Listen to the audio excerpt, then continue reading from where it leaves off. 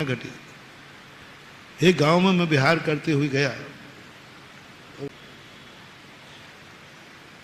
मेरा प्रधान हुआ, वो वृत्ति थे उनके माता पिता, घर के वृत्ति प्रतिमाधारी। अब मुझे क्या पता कि उनका छोकरा, जो एक छोकरा शराब पीता है। अब मैं पहली बार गया, जान मालूम नहीं था, इतना मालूम था कि ये वृत्ति है, मेरा प्रधान हो गया। इधर मेरा प्रधान हुआ, वो पट्टा मोटर स्टैंड पे, आहार के उपलक्ष्य में तुम लोग कुछ बांटते हो ना, विनती बोलते, क्या बोलते, वो शराब की बोतलें बांट रहा है और कह के, आज हमारे यहां महाराज का हुआ, पियो, कितना पीना है। अब मैं यहां आहार कर रहा हूं, उधर शराब बट रही है,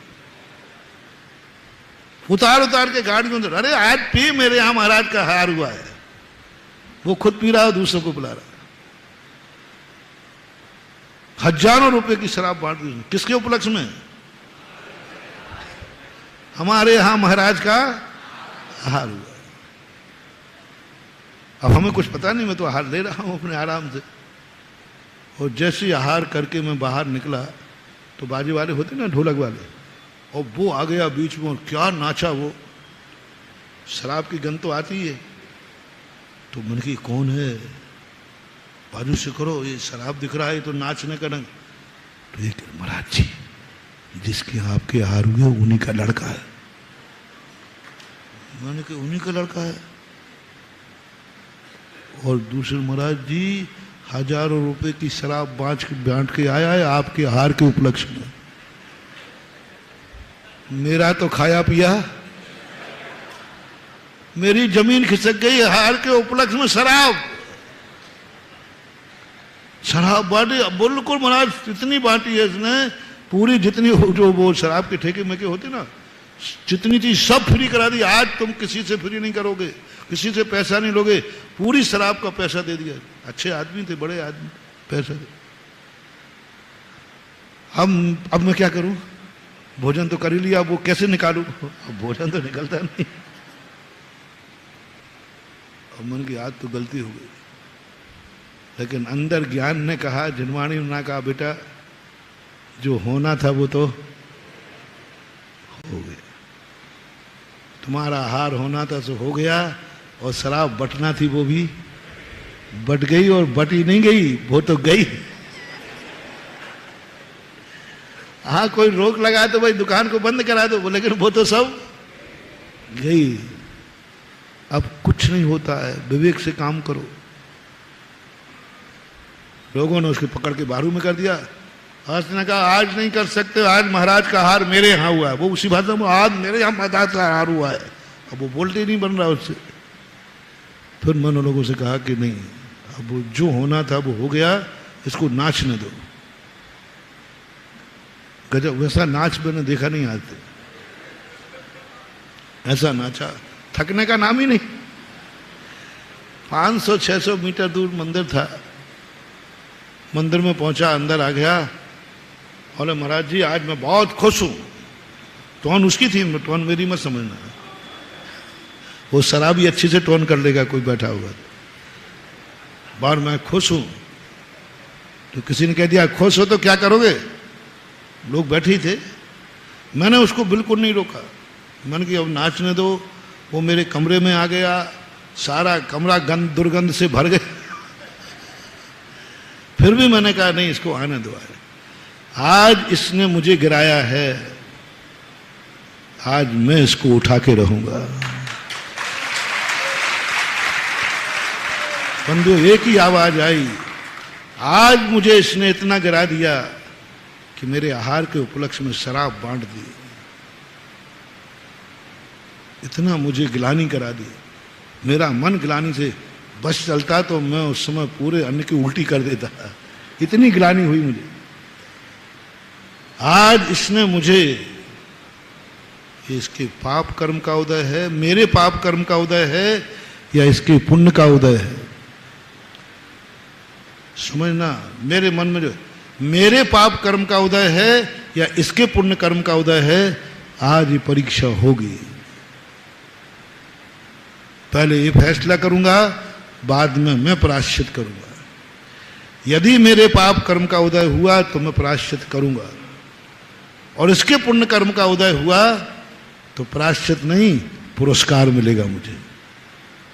मैंने भी कुछ नहीं कहा, वो जो किसी ने छेड़ दिया, अरे महाराज की खुशी में है तो क्या करेगा तू? महाराज जी आज मैं बहुत खुश हूं, बहुत खुश हूं, बहुत खुश हूं, आपका हार मेरे यहाँ हुआ।